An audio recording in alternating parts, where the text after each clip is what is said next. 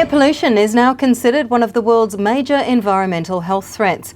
The catalyst for researchers at the University of Southern Queensland to develop an artificial intelligence early warning system that can predict future levels of critical pollutants. We're joined now by EKTA SHARTMA, Vice-Chancellor's postdoctoral research fellow from USQ. EKTA, welcome. Great to have you with us today. Tell us how the system works. Hi, Ariel. It's a pleasure to be here. My research was based on using artificial intelligence to protect against air pollution. And as you rightly said, it's now considered to be the world's largest environmental health threat. Now, as per recent statistics, it accounts for over 7 million deaths globally per year. So my work looked at the best practices to measure and forecast the catastrophic effects of critical air pollutants. So I design early warning systems using AI, and these systems help solve the problem by accurately predicting future levels of critical pollutants such as greenhouse gases, atmospheric visibility, and particulate matter. So how would you describe particulate matter to someone who's never heard of it? Yeah, that's a very important question. I get that a lot. So particulate matters is basically the particles that include dust, metals, chemicals, or mold spores. We all have seen dirty bathrooms with black mold growing on their surfaces or cars covered in yellow blanket of pollen in the spring. So these are the visible sources of PM. They are larger in size, and by larger, I mean above 10 micrometers. And they may irritate the eyes, nose, throat, leading to persistent coughing, phlegm, wheezing, and general difficulty breathing.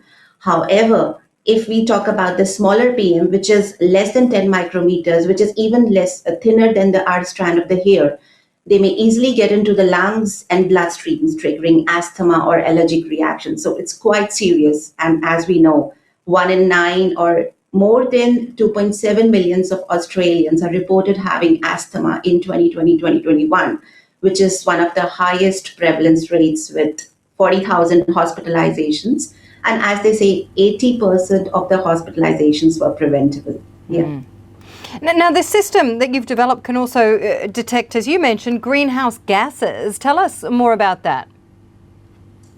Yes, the system basically captures the greenhouse gases. We accurately predict the level of gases.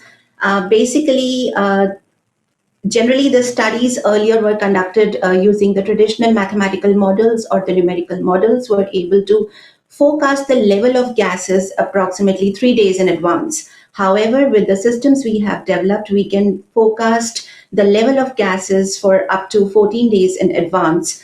And this is particularly helpful for the Australians, and especially the vulnerable faction of the society, such as senior citizens, pregnant ladies, people with health ailments, and children health risk alleviation, because it's very helpful for them to know what will be the air quality for, say, next hour, or maybe 3 hours, or next day.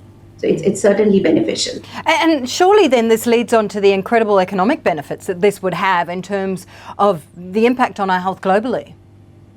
Absolutely. The health burden, as we know, of air pollution costs Australians up to $24 billion each year.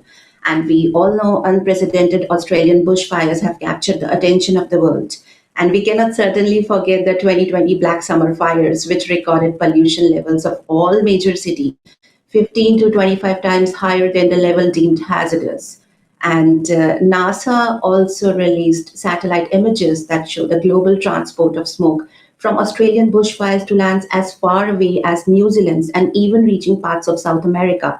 So the reason, as I said, the smoke becomes so deadly is that Australia has one of the highest rates of asthma in the world. And yes, certainly we have an economic benefit here if we are targeting the vulnerable factions of the society. And it's likely that to an extent the bad effects of pollution can be curtailed.